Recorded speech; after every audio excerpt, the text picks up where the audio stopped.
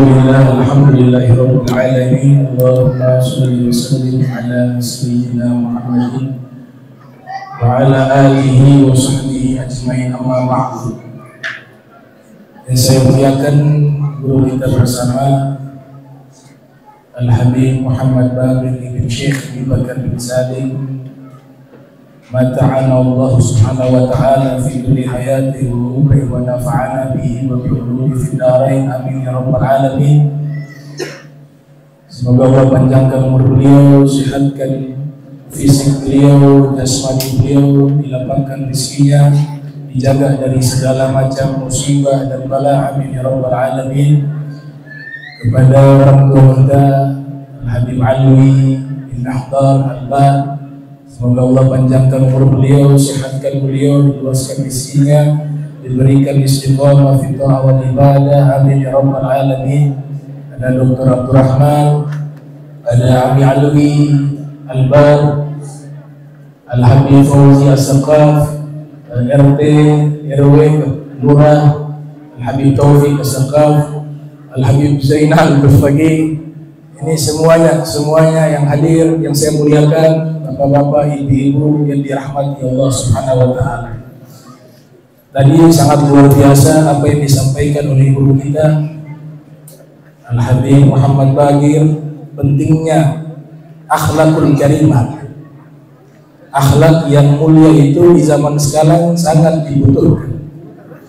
Kalau berbicara ilmu pengetahuan, banyak orang-orang yang pandai, tapi banyak juga kehilangan akhlak. Nah, ini tema adab dan al-akhlak al-karimah. Kalau kita padukan itu, dia menjadi satu kata, yaitu ihsan, berbuat baik. Sehingga ayat yang menyebutkan tentang kasih sayangnya Nabi bagi alam semesta, wa ma arsalnaka illa rahmatan lil alamin, disebutkan di surat Al-Anbiya. Ini menjadi salah satu tujuan diutusnya Nabi Muhammad SAW, yaitu menyebarkan kasih sayang bagi alam semesta. Di dalam riwayat Al-Imam Al-Baihaqi yang dilahirkan tahun 384 Hijriah, wafat 458 Hijriah, Rasul bersabda, innama ana rahmatul muhdan, saya diutus sebagai kasih sayang yang dihadiahkan oleh Allah untuk kalian. Maka seorang ulama bernama Izzuddin Ibn Abdis Salam diberikan julukan Sultanul Ulama, rajanya para ulama, yang dilahirkan tahun 577 Hijriah, wafat 660 Hijriah. Beliau menjelaskan di dua kitab beliau, Al-Qawaid Al-Kubra dan Al-Qawaid As-Sughra. Di dalam kitab tersebut beliau menyimpulkan bahwa seluruh ajaran Islam, seluruhnya, baik dari sisi masalah al-ahkam asy-syar'iyyah, masalah hukum syariat, atau al-aqidah, masalah akidah, atau juga ilmu tasawuf, seluruhnya ajaran Islam intinya kembali kepada satu kata, yaitu berbuat baik, ihsan. Tadi diklasifikasi oleh Al-Habib Baqir, kepada Allah kita harus berakhlak, kepada Nabi kita harus berakhlak, kepada hewan sekalipun kita harus berakhlak, kepada manusia, bahkan kepada jin dan malaikat. Jadi dia kembali kepada kata ihsan, kebaikan. Makanya di ayat itu kan disebutkan, alladzina yunfikuna fis sarra'i wad dharra'i wal kadhimina al ghaidha wal 'afina 'anil nas wallahu yuhibbul muhsinin. Ini sifat utama orang-orang yang berbuat ihsan atau berbuat baik, yaitu senang infak, berbagi dengan sesama, baik keadaan lagi banyak uang atau sedikit uang. Kalau banyak uang berbagi itu akhlak yang baik tapi standarnya biasa. Karena uangnya banyak. Tapi kalau lebih luar biasa, uangnya pas-pasan tapi senang berbagi, itu lebih luar biasa lagi. Dan tidak mudah marah, al-kadhimin al-ghaidh, mampu menahan amarah dan punya sifat pemaaf. Kemudian Allah tutup, wallahu yuhibbul muhsinin, dan Allah sangat mencintai orang-orang yang berbuat baik. Jadi ajaran Islam ini kuncinya satu, berbuat baik. Berbuat baik kepada Allah, walaupun Allah tidak butuh perbuatan kita, itu kan menjadi satu informasi bagaimana cara berbuat baik kepada Allah, menghadirkan Allah itu ada. Allah melihat kita atau kita melihat Allah, seakan-akan anta budallaha ka'annaka tarahu fa in lam takun tarahu fa innahu yarak. Jadi cara berbuat baik kepada Allah adalah kita selalu menghadirkan Allah itu ada bersama kita, sehingga nanti tidak pernah kosong. Di saat sendiri dia tidak berani maksiat kepada Allah.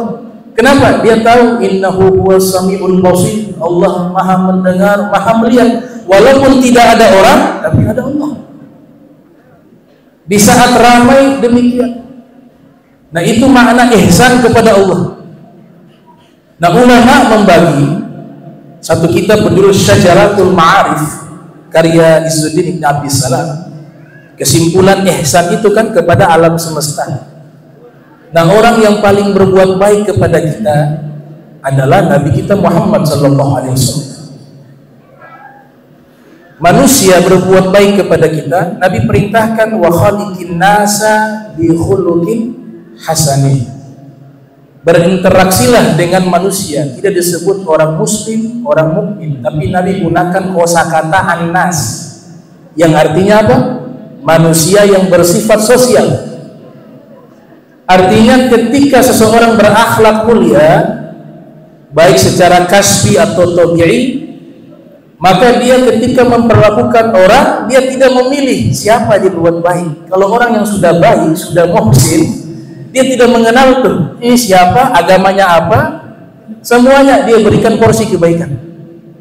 Karena di dalam konsep Islam, semua manusia itu wajib kita perlakukan dengan baik. Yang dimusuhi ada apa? Adalah perbuatannya yang zalim.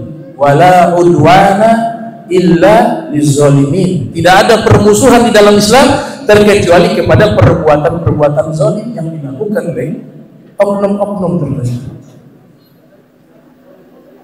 Sehingga ihsan yang tertinggi, perbuatan baik Nabi Muhammad sallallahu alaihi wasallam kepada kita berbeda dengan manusia lainnya. Berbuat baik hanya sebatas di dunia, tidak sampai di akhirat, kecuali mereka diberikan satu pangkat mulia di akhirat, baru mereka bisa berbuat baik kepada kita lewat yang namanya syafaat. Tapi Nabi kita Muhammad sallallahu alaihi wasallam, beliau sudah menyatakan syafaati li kabairi ummati. Itu bentuk kasih sayangnya Nabi, ihsannya Nabi. Syafaatku aku juga berikan kepada para pendosa-pendosa umatku. Bahkan dikatakan kabair, para pelaku dosa-dosa besar. Ini ihsan yang tertinggi. Sehingga Ibnu Hajar al-Haytami ketika memaknai rahmatan lil alamin, beliau artikan dalam sebuah kitab yang beliau tulis berjudul An-Ni'matul Kubra 'alal 'alam fi Maulid Sayyidi Waladi Adam. Nikmat terbesar bagi alam jagat raya ini, yaitu kelahiran Nabi Muhammad sallallahu alaihi wasallam. Karena al-ihsan kembali sepenuhnya kepada Nabi Muhammad sallallahu alaihi wasallam. Imam Haddad mengatakan, fa innaka la tazi ya fata, fa innaka la tazi nabiyyaka ya fata walau jihtahu sa'yan 'alal 'aini sa'iri. Wahai umat Islam, wahai pemuda umat Islam, sesungguhnya kalian tidak bisa membalas kebaikan Nabi kalian walaupun kalian berjalan menggunakan bola mata kalian, untuk mendatangi dan berterima kasih kepada Nabi Muhammad sallallahu alaihi wasallam. Kemudian ihsannya Nabi yang paling tertinggi, di atas ihsannya Nabi, ihsannya Allah. Allah punya ihsan kepada kita lebih dahsyat lagi. Nomor satu, ihsannya Allah kepada kita. Nomor dua, ihsannya Nabi kepada kita. Berbuatnya baik Nabi kepada kita. Ada kitab tafsir Sya'rawi. Di situ ada riwayat hadis, Nabi sibuk memikirkan urusan umatnya. Allah kasihan lihat keadaan Nabi setiap hari hanya masyghul bi umuri ummatihi. Hanya sibuk memikirkan keadaan umatnya. Itu kerjaan Nabi Muhammad setiap hari. Memikirkan kita ini. Semuanya tidak terkecuali. Maka karena Allah kasihan, Nabi ini selalu sibuk dengan memikirkan keadaan umatnya di hari kiamat. Allah berikan penawaran kepada Nabi. Kata Allah Ta'ala, ya Rasulullah, engkau mau tidak? Ja'altu umura ummati ilaika. Saya serahkan semua urusan umatmu kepadamu. Terserah engkau urus bagaimana mereka. Apa kata Nabi? La ya Rabb, jangan ya Rabb. Cerdas. Kalau Nabi Muhammad saja sayang kepada umatnya, kepada hamba Allah, lantas bagaimana yang menciptakan hamba-hamba tersebut? Allah tentu lebih penyayang kepada hambanya dan makhluknya. Maka Nabi katakan, la ya Rabb, anta arhamu, engkau lebih penyayang, bihim minni, engkau lebih penyayang dengan mereka dibanding diriku, kata Nabi Muhammad. Jadi subhanallah, itu kecerdasan Rasulullah SAW dan juga adab kepada Allah subhanahu wa ta'ala. Allah sudah sebutkan, setiap membaca Al-Quran kita selalu menyebut Bismillahirrahmanirrahim. Maha pengasih lagi maha penyayang. Nabi bersabda, Ar-Rahimuna yarhamuhum ar-Rahman irhamu man fil ard yarhamkum man fis sama. Allah sangat penyayang kepada orang-orang yang penyayang. Maka Nabi serahkan, Allah lebih luas ihsannya, kebaikannya dan kasih sayangnya kepada makhluknya dibanding makhluk dengan makhluk. Itu keterangan tafsir dari Syekh Mutawalli Sya'rawi dalam tafsir. Kemudian ihsan turun, ihsan kepada Allah, ihsan kepada Rasulullah, dan sebaliknya. Derajat berikutnya al-ihsan lil insan. Kita diperintahkan berbuat baik kepada manusia.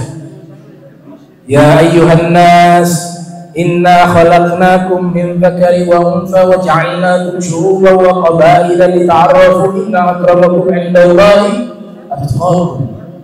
Di sini panggil dengan kata an-nas, bukan al-insan, bukan al-bashar, tapi menggunakan kosakata an-nas. An-nas ini konsep manusia sebagai zon politikon. Manusia adalah makhluk yang tidak bisa hidup sendiri. Dia butuh kepada manusia lainnya. Contoh sederhana, tidak ada gelar orang itu kaya dengan sendirinya. Orang itu disebut kaya karena ada orang miskin. Tapi kalau dia sendiri di satu pulau, walaupun dia kaya raya, gelar itu tidak ada artinya karena tidak ada manusia. Makanya orang kaya jangan lupa kepada orang miskin, orang susah. Orang susah juga harus menghargai orang yang berbuat baik kepadanya. Itu konsep namanya zon politik. Makanya redaksi katanya an-nas. Kami ciptakan kalian walaupun berbeda-beda bangsa, berbeda-beda suku, tapi kalian adalah satu manusia sosial yang saling membutuhkan. Maka saling mengenallah kalian satu dengan lainnya. Baru ditutup, inna akramakum indallahi atqakum. Yang paling mulia kalian di sisi Allah yang paling baik perbuatannya. Karena takwa itu adalah substansi dari ihsan, dari kebaikan. Ada ayat menyebutkan berbuat baik kepada manusia yang masuk kepada level tertinggi memberikan makan kepada orang yang apalagi lapar. Ini sebentar kita juga makan. Makanan rohani dapat, makanan jasmani dapat. Itu amalan tertinggi. Sampai dikatakan oleh para syuyukhuna, kalau 1 minggu gak kasih makan orang lain, itu harus istighfarkan rumah tersebut. 1 minggu nih, 7 hari. Bukan keluarga wajib kasih makan. Ini orang luar. 1 minggunya kosong, itu rumahnya diistighfarkan. Artinya pemilik rumahnya beserta orang-orang yang di dalamnya diistighfarkan. Berarti masih ada sifat yang disebut bukhlun, bakhil, kikir. Minimal 1 orang, 2 orang. Paling standar hari Jumat dah. Hari Jumat 1-2 orang. Sesuai kemampuan. Ya. Kalau Abu Bakar kan banyak tuh pakai pengumuman di masjid. Nah kita pas-pasan pengumuman di masjid datang repot di rumah. Gak bisa. Berbuat baik itu la ikraha fiddin, gak ada terpaksa. Kualitasnya yang dinilai oleh Allah, bukan kuantitas. Dirhamun sabaqat alfa dirhamin. Ada kalanya pahala 1 dirham mengalahkan pahala sedekah 1000 dirham.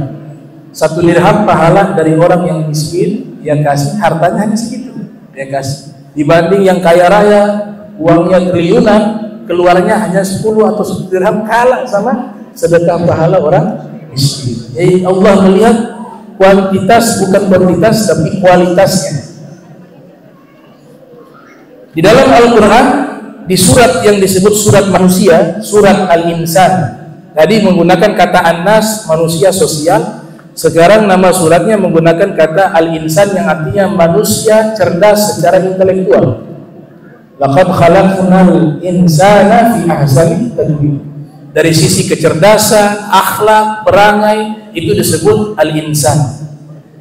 Di dalam surat tersebut kan ada 1 ayat menceritakan fadilah memberikan makan, wa yut'imuna ta'ama ala hubbihi miskina wa yatima wa asira, innama nut'imukum liwajhillah la nuridu minkum jazaa'an wa la syukur. Itu memberikan makan, asbabun nuzulnya adalah Sayyidina Ali, Sayyidah Fatimah, Al-Hasan wal Husain. Dalam tafsir Al-Kasyaf yang ditulis oleh Imam Zamakhsyar diceritakan Sayyidina Hasan atau Sayyidina Husain sedang sakit, kemudian nazar, ya Rabb, kalau sembuh kami puasa 3 hari. Ternyata Allah sembuhkan.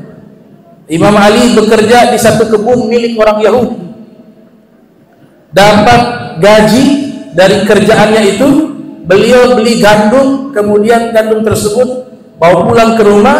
Sang istri mengadon itu gandum, dibuat roti gandum untuk persediaan berbuka puasa.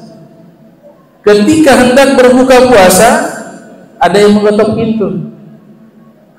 Dibukalah itu pintu, dikatakan saya orang miskin. Semua roti gandum itu diberikan kepada orang miskin tersebut. Dan satu keluarga, Sayyidina Ali wa Fatimah dan putra-putranya, mereka hari itu berbuka puasa hanya menggunakan air putih. Dalam satu riwayat dengan kurma. Seluruh roti gandumnya mereka berikan kepada orang miskin. Hari kedua hal yang sama, ketika mau berbuka puasa, datang orang kedua mengatakan, yatimah, saya anak yatim belum makan. Roti gandum itu porsinya hanya cukup untuk orang rumah itu, tapi karena ada yang meminta, semuanya mereka kasih. Hari kedua berbuka puasa dengan air putih dan kurma hanya beberapa butir. Sampai hari ketiga, nah ini yang luar biasa nih.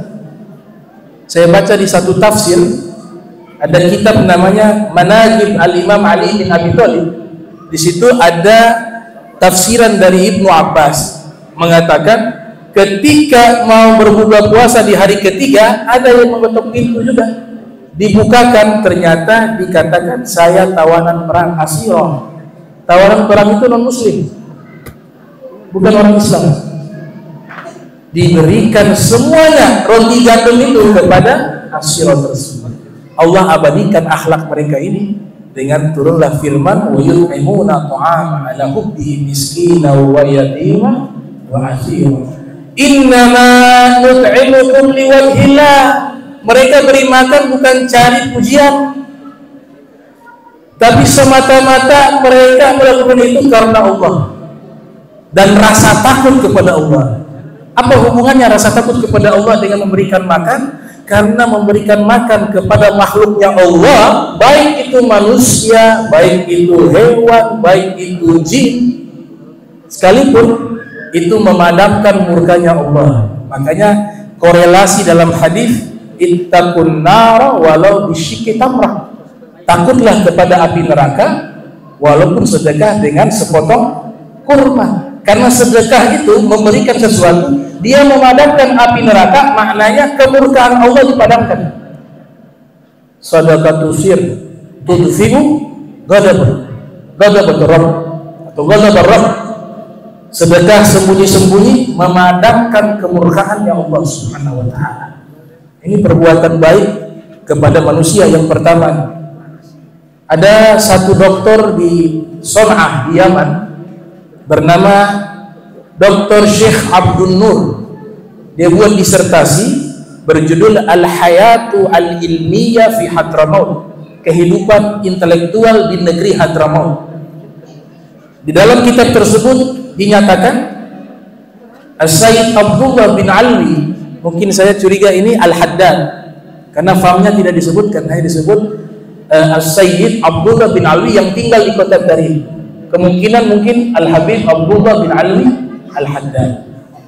Beliau katakan, selain sebagai ulama yang mendidik umat, mengajar kepada umat, mendidik murid-muridnya, dan juga sebagai seorang yang suluk dan ahli ibadah, beliau punya amalan yang luar biasa lainnya, yaitu beliau menafkahi seluruh orang fakir miskin yang tinggal bersebelahan dengan rumah beliau.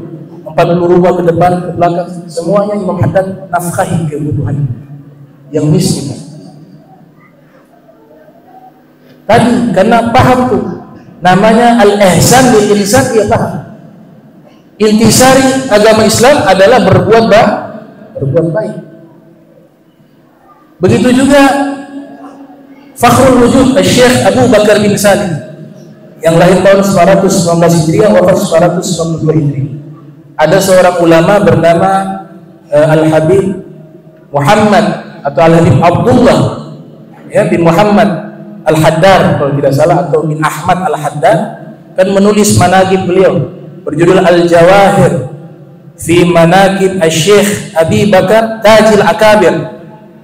Di dalam kitab tersebut diceritakan Syekh Abu Bakar bin Salim itu setiap hari menyediakan 1000 porsi roti gandum dibagikan kepada para fuqara wal masakin, dan juga ada beliau sediakan secara khusus untuk para tamu yang datang ke rumahnya. Dan dikatakan dalam kitab tersebut, ketika menjamu tamu dan memberikan makan roti-roti gandum tersebut kepada kaum fuqara wal masakin dan juga kepada para tamu, beliau turun tangan langsung mengadon roti. Tamu yang datang beliau yang buat sendiri, minumannya disajikan sendiri dengan tangan beliau. Subhanallah. Itu akhlak yang luar biasa. Syekh Abu Bakar bin Salim. Ada ulama Mesir, diceritakan di dalam kitab Syiaru A'lamin Nubala, bernama Al-Imam Al-Lais bin Sa'ad Al-Misri. Imam Syafi'i pernah mengatakan Al-Lais bin Sa'ad Al-Misri afqah min Malik. Lais ini lebih ahli fikih dari Imam Malik, kata Imam Syafi'i. Cuma doa murid-muridnya itu mengabaikannya, tidak ada regenerasi sehingga terputus keilmuannya. Mazhabnya dulu ada tapi sekarang tidak ada karena tidak ada penerus. Itu dikenal sebagai seorang ulama yang sangat berbuat ihsan kepada seluruh manusia, dan juga ia adalah orang yang kaya raya, seorang bisnismen. Saking kayanya kalau ada meminta kepada beliau, disebutkan dalam kitab Syiaru A'lamin Nubala yang ditulis oleh Imam Az-Zahabi yang lahir 673 Hijriah. Ada seorang wanita minta madu 1 botol, beliau kasihnya 1 drum besar. Jadi kalau mintanya porsinya sedikit, beliau pasti kasih yang lebih. Dan beliau walaupun kaya raya tidak pernah wajib zakat, karena setiap masa haul habis uang kurang dari nisab, selalu kurang, tidak pernah ketemu itu zakat, karena senang berbagi. Dikatakan setiap tamu yang datang itu sudah paham, beliau sajikan roti, di dalam roti itu beliau sisipkan uang dinar, ada 3 dinar kalau tidak salah, atau 2 dinar, saya lupa persis. 1 dinar 3 juta lah zaman sekarang. Jadi di roti itu di bawahnya sudah diletakkan 3 dinar, 2 dinar. Tamu kalau makan biasanya dilipat, keras, dibuka ada uang dinar. Kalau 3 dinar dapat 9 juta. Cuma bahaya yang nggak paham dia telan kan. Mungkin yang sudah biasa mereka paham, oh di balik roti itu ada uang. Dan itu semua tamu yang datang beliau melakukan seperti itu. Sudah diberikan makanan plus diberikan uang. Nah ini menunjukkan ihsannya mereka sangat luar biasa, perbuatan baik mereka sangat luar biasa kepada sesama manusia. Ini ihsan yang pertama, berbuat baik kepada manusia. Ihsan yang kedua, al-ihsanu lil bahaim atau lil haywan. Kita juga diperintahkan dalam agama kita berbuat baik kepada hewan. Berbuat baik kepada hewan. Ada satu riwayat bahkan dijadikan satu bab di dalam kitab Alfiyah Ibn Malik, jadi satu kajian bahasa disebut dengan fa atau fi sababiyah. Fi maknanya sababiyah, maknanya sebab.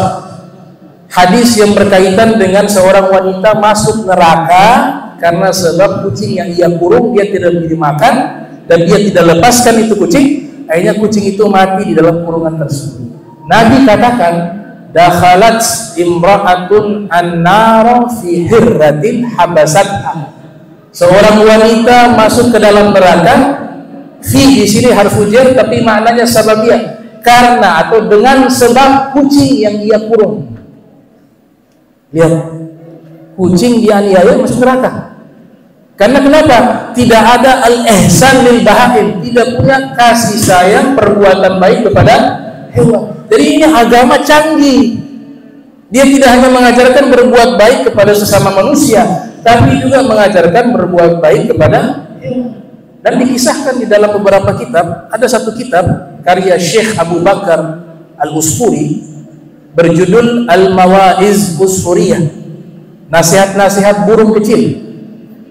Itu sebab diberikan judul kitab tersebut dengan kata burung kecil, karena di awal kitab itu ada kisah Sayyidina Umar bin Khattab pergi ke pasar, sahabat mulia, pergi ke pasar, lihat ada pedagang burung-burung usfur, burung-burung kecil.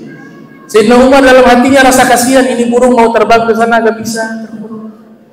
Kalau hukum piara burung lain lagi nanti. Ini kita bicara tentang akhlak. Dia beli, Sayyidina Umar, saya beli ini semua nih, burung ini. Dia beli. Setelah dibeli, bukannya beliau bawa pulang ke rumah, di saat itu juga beliau lepaskan itu, seluruh burung yang beliau beli, dan seluruh burung terbang bebas. Yang jual heran, kenapa sudah dibeli terus dilepaskan? Sayyidina Umar mengatakan, saya kasihan, lihat itu burung pengen terbang tidak bisa di ruangan yang sempit seperti itu. Kita manusia saja kalau di tempat yang sempit sesak.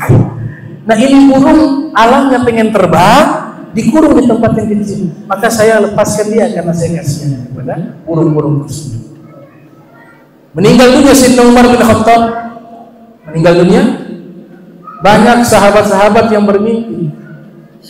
Sayyidina Umar bin Khattab ketika mau ditanya oleh malaikat di alam kubur, ada suara hadis, suara dari langit menyatakan, jangan tanyakan kepada dia karena dia sudah saya masukkan ke dalam surga karena sebab kasih sayangnya kepada makhlukku, burung-burung kecil tersebut. Makanya disebut nama kitab Al-Mawa'iz Al-Usfuriyah, nasihat-nasihat burung-burung kecil. Kami baca juga di kitab Nasaihul Ibad karya Syekh Nawawi Al-Batini. Di situ diceritakan Imam Sufyan Ats-Tsauri yang lahir tahun 97 Hijriah, wafat 161 Hijriah, itu pernah keluar di satu jalan, kemudian ada hujan begitu deras, dia melihat ada seekor anak kucing tergeletak kritis.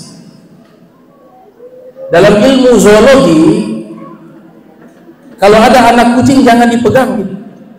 Kalau kita pegang itu anak kucing itu akan mengira kita induknya.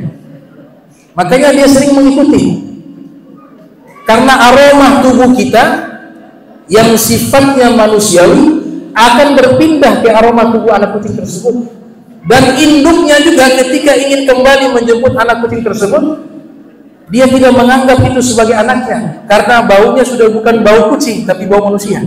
Maka ditinggalkan, tidak diberikan ASI. Coba perhatikan tuh kucing seperti ini. Ini yang membahas adalah Al-Imam Ghuzawaini dalam kitab Ajaibul Makhluqat, dan juga Al-Imam Ad-Damiri dalam kitab Hayatul Haywanil Kubra. Nah, ini Sufyan Ats-Tsauri berjalan, lihat ada anak kucing tergeletak, dia kasihan, dia masukkan saja, tidak pegang tapi masukkan ke lengan bajunya. Di zaman dahulu kan Abu Hurairah diberikan gelar Abu Hurairah bapak kucing karena sering membawa kucing, anak kucing di dalam lengannya. Kemudian Nabi SAW memberikan julukan tersebut. Apa yang kau bawa? Ditunjukkan, ini ya Rasulullah, anak kucing. Nabi panggil, ayah Abu Hurairah, wahai bapaknya anak kucing. Ditasghir. Bawa pulang ke rumah ini anak kucing, Sufyan Ats-Tsauri memberikan makan, menghangatkan tubuhnya sampai dia kembali normal, fit. Kemudian dia mencari induknya. Sampai ketemu induknya, dilepaskan dengan lengan bajunya. Meninggal dunia Sufyan Ats-Tsauri, para ulama yang ada di Irak, khususnya di Kufah, mereka serentak bermimpi bahwa Sufyan Ats-Tsauri masuk surga dituntun oleh seekor anak kucing, yang anak kucing ini mengantarkan dia sampai masuk ke dalam surganya Allah Subhanahu wa taala. Ini ihsan kepada hewan, ibu-ibu, bapak-bapak, kita diperintahkan berbuat baik juga kepada hewan. Imam Ghazali dalam satu riwayat kan masuk surga dengan sebab ketika menulis kitab itu penanya kan ada tinta dulu cair, dicelupkan itu, ada lalat hinggap di penanya Imam Ghazali. Beliau berhenti sesaat menulis kitab untuk memberikan kesempatan kepada lalat minum hingga kenyang. Sudah kenyang itu lalat minum, dia terbang, baru lanjutkan. Ada yang mengatakan dengan sebab itu sudah cukup Imam Ghazali masuk ke dalam surga. Wala tahkir, jangan remehkan ma'rufah, kebaikan sekecil apapun, kata Imam Al-Ghazali. Bisa jadi dalam kebaikan kecil tersebut di situ ada rahmatnya Allah Subhanahu wa taala, ada kasih sayangnya Allah Subhanahu wa taala. Nah, ini ihsan kepada hewan. Dan Nabi juga kan ceritakan di dalam Sahih Al-Bukhari, ada seorang wanita yang tidak baik masuk surga karena sebab memberikan minum kepada seekor anjing yang kehausan. Ini Nabi ajarkan apa cerita ini? Agar kita juga berbuat baik kepada hewan, al-ihsan. Kemudian ihsan berikut, al-ihsan bil jin, berbuat baik kepada bangsa jin. Bangsa jin juga alamin, termasuk alam semesta, yang wajib kita rahmat kepada bangsa jin. Di antara regulasi aturan yang Nabi buat untuk berbuat baik kepada bangsa jin, di zaman itu kalau cebok dilarang menggunakan tulang belulang. Perhatikan, Nabi punya rahmat sampai memperhatikan tuh, makanan saudaranya dari bangsa jin. Nabi sebut ikhwan, saudara. Jin muslim yang dimaksud. Dikatakan dalam hadis yang dinukilkan oleh Imam As-Suyuti yang lahir tahun 849 Hijriah, wafat 911 Hijriah, Rasul bersabda, la tastanju birrawfi walal bil'idham fa innahu zadu ikhwanikum minal jin, kata Nabi. Wahai sahabat-sahabatku, kalau cebok beristinja jangan gunakan itu pupuk, dan juga jangan gunakan tulang belulang, karena tulang belulang itu adalah bekal makanan saudara kalian dari bangsa jin. Lihat Nabi ajarkan sahabatnya untuk perhatikan perbuatan baik juga kepada bangsa jin. Imam Nawawi ketika menjelaskan hadis tentang masalah jin tersebut dalam syarah Muslim, syarah Sahih Muslim Al-Minhaj, Al-Imam Nawawi mengatakan cara bersedekah kepada bangsa jin dan dia juga dapat pahala sedekah. Ketika sudah selesai memakan sesuatu, apalagi yang ikan, ayam yang memiliki tulang, maka niatkan tulang ini sebagai sedekah kepada saudaranya dari bangsa jin yang muslim. Dan dia membaca Bismillahirrahmanirrahim. Kemudian niatkan untuk disedekahkan kepada saudaranya dari bangsa jin. Diletakkan itu piring, mau di tempat cucian piring juga silakan. Yang penting sudah niat dan sudah baca Bismillahirrahmanirrahim. Kalau tidak baca Bismillahirrahmanirrahim, yang akan memakan jin kafir. Tapi kalau sudah membaca Bismillahirrahmanirrahim, ada perisai pelindung yang bisa mengambil makanan tersebut hanya dari bangsa jin yang muslim. Tapi yang mereka makan bukan tulang, yang mereka makan daging. Jadi ketika itu tulang mereka ambil, dia berubah menjadi daging yang utuh, kemudian dimakan lagi, hanya satu tulang satu porsi. Itu Imam Nawawi membahas dalam kitab Al-Minhaj ala Syarh Sahih Muslim. Bahkan dikatakan seorang ulama, semua nasab habaib pasti kembali kepada ulama tersebut.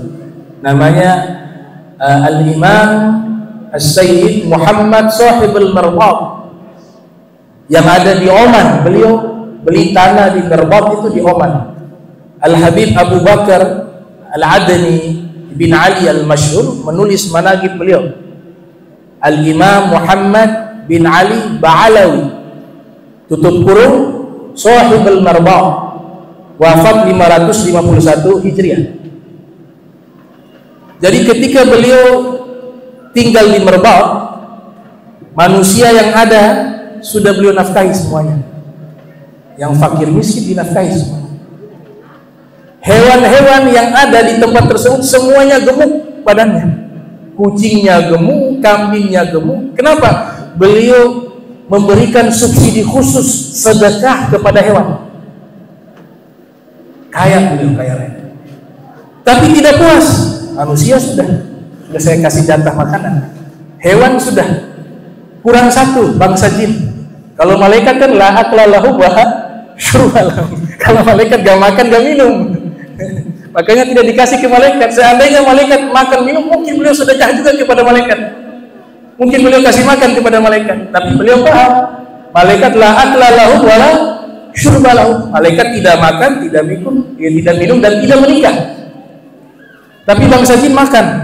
Maka beliau perintah murid-muridnya cari rumah-rumah tua yang kosong bertahun-tahun. Dicari dapat 100 rumah kosong. Beliau lihat di sini semua rumah kosong ini 100 rumah ada penghuninya dari bangsa jin.